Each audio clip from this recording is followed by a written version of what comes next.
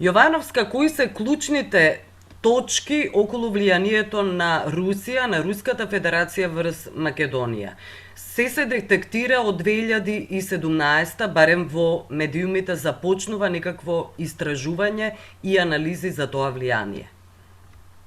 Јас правам разлика меѓу две фази во руското влијание во Македонија, пред 2017 и после 2017.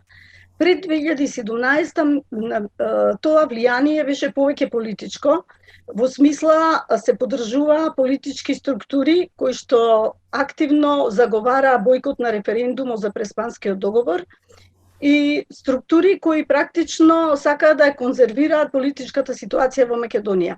Неофицијално, зад обидот за државен удар во парламентот, имаше информации дека стојат луѓе кои се поврзани со такви руски безбедносни структури.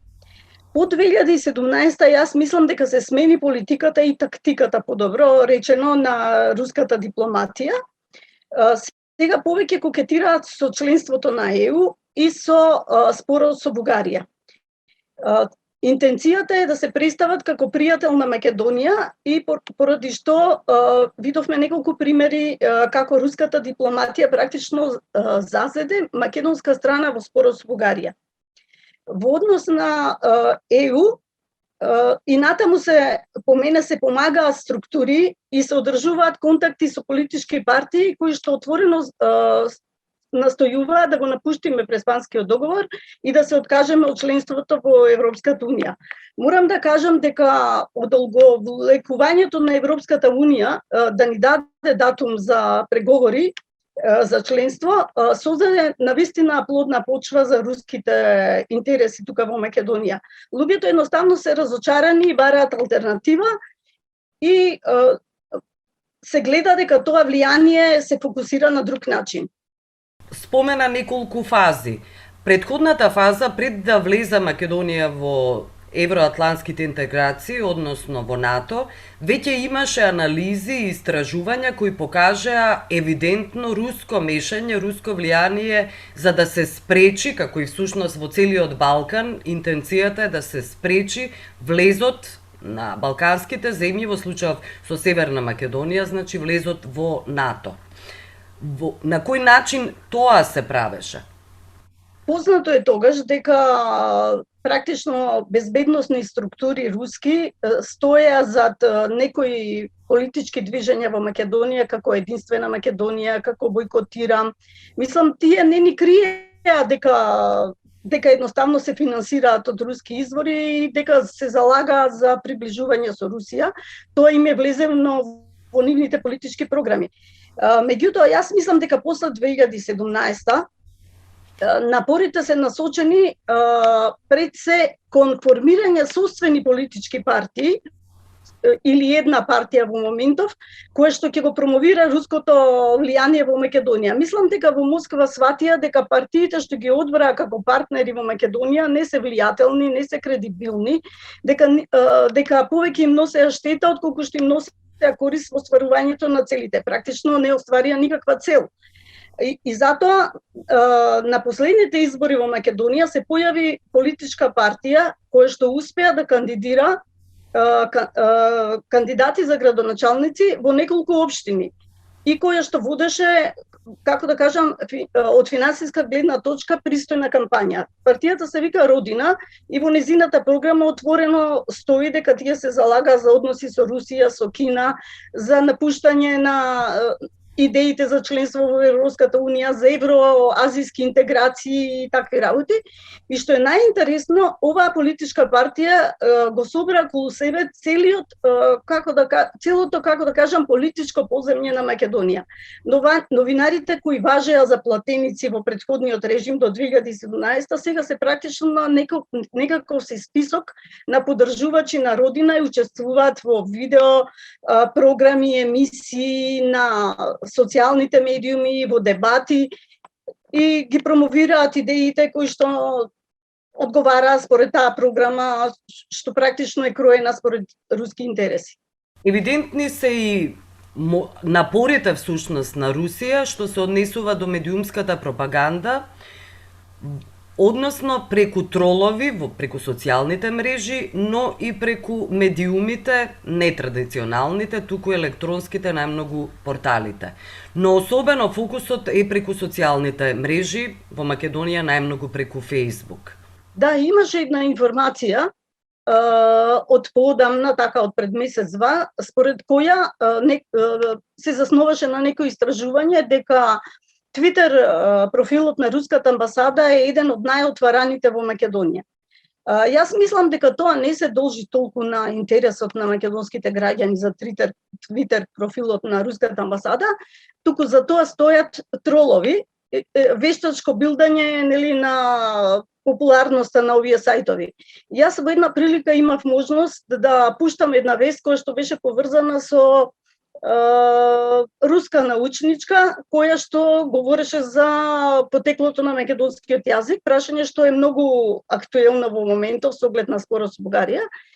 И имаше, тој текст имаше неверојатна читаност. Мислам, текстот се читаше 3 недели, на крајот моравме да заклучиме дека за тоа стојат ботови или тролови, бидејќи не беше реално да се чита толку текст, кој што реално не можеше да се најде на страницата во секој момент. Можеше да се најде првата недела, а не 3 недели, 1 месец, колку што траеше отварањето. Така што мислам дека некакви заднински поддршки на информациите кои што одат во руски интерес има. И тоа се забележува кога такви теми се појавуваат во Македонија. Има прилично организации и институции кои се длабоко врзани со руските, односно со Москва. Тоа е неколку пати истражувано, особено во медиумите. Рускиот културен центар е евидентен доказ, евидентен пример дека влијанието на Русија не може да се занемари со оглед на тоа што илјадници студенти бесплатно всушност учат руски јазик, за разлика од другите странски земји преку нивните амбасади, кои тоа не го прават. Бесплатно не овозможуваат на граѓаните практично на Северна Македонија да учат нивен јазик. Дали тука потврла всушност Западот? Вака, кога спомнав 2 етапи, мислев токму на ова, дека после 2017 напорите за влијание се насочени главно во културата. Бидејќи Македонија има проблем со прашањето за идентитетот и со бугарскиот спор кој не кочи, нели, во Европската унија, и сите руски активности се насочени кон денови на руската музика, денови на руската литература. Имаме, преплавени сме со такви манифестации, што принципиелно кажано не би требало да биде проблем, бидејќи, нели, убаво е 2 земји да развиваат култура и сето тоа. Проблем е што политичките сили кои што ги поддржува Русија или кои сами се нудат на Русија, не знам, тоа треба да истражат органите, кои се финансираат веројатно од Русија, тие заговараат политичка агенда која што е далеко од овие културни теми што официјално ги промовира руската амбасада. Така, главно, мислам дека последните месеци голема кампања се води од овие центри против вакцинацијата, против ковид мерките. Се употребува навистина груба реторика кога се однесува, кога се зборува за владата.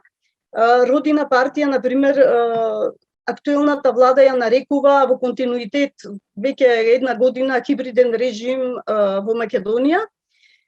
Се организираат дебатни емисии во кои што се тврди дека е загрозена слободата на изразување во Македонија со тоа што министерот, нели, присилно сака да воведе вакцинација на тие што се вработени и такви работи.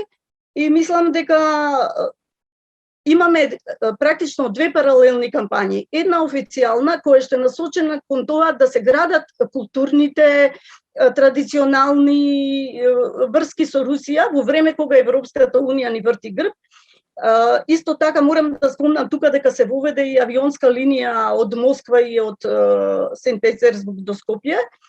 И едноставно тоа е една стратегија која што треба да ги зближи двата народи. А од друга страна има друга кампања која што пак е насочена кон тоа веројатно да влијае политички на тоа кој ќе ја води државата и во кој правец ќе ја води. Мислам дека членството во НАТО е она што најмногу пречи на руските интереси во Македонија.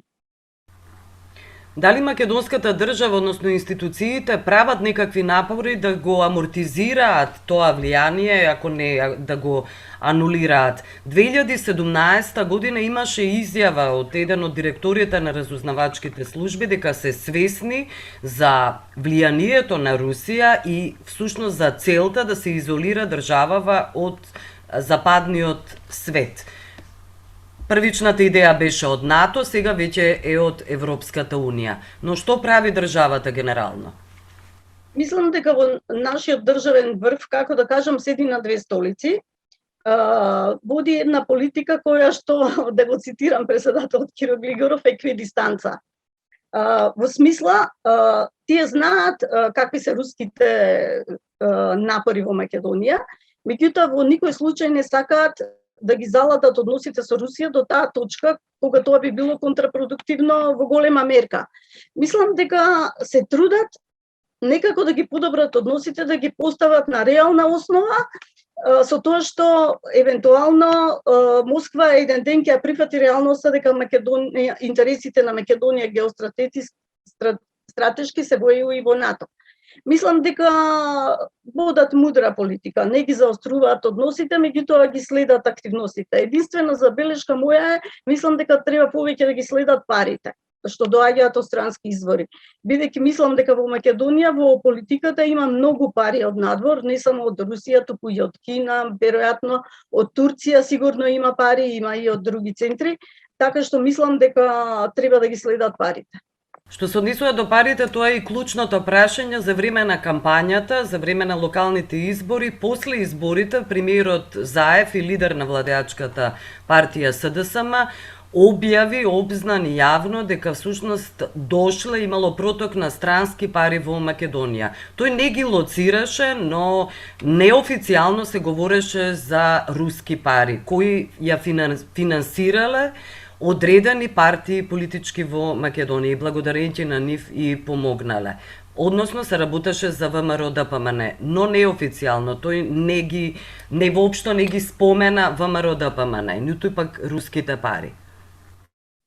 Да, главно прстот беше посочен кон унгарски извори и компании, кои што со години знаеме дури официјално дека финансираат некои медиуми во Македонија, меѓутоа мислам дека приказната овој пат беше дека за тие, бидејќи беа толку големи тие пари, дека за тие пари стојат и некои други извори.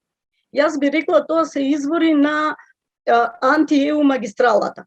Едноставно повеќе земји кои што имаат интерес во Македонија да се врати некој режим или некој систем или некоја влада која што повеќе ќе конвенира на нивните политики. И мислам дека такви пари има и не случајно реков дека мора да се истражуваат тие пари, бидејќи имаат огромно влијание на политичките настани во Македонија. Добро, Јовановска, јас ви благодарам за овој разговор. Јас на вас.